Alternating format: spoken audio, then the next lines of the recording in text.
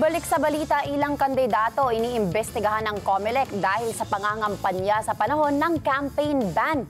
Samantala, insidente ng vote buying sa Quezon City, iniimbestigahan na rin. Si Madeline Villar Moratillo sa detalye ng balita, Mads.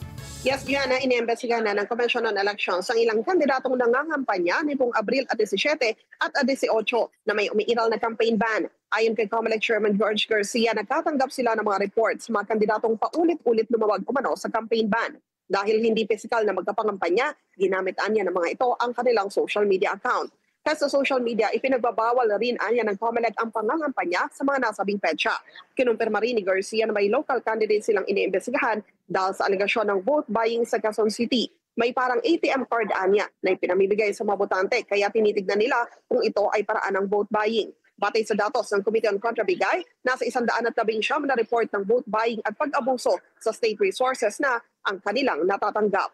Balik sa inyo dyan, Gianna.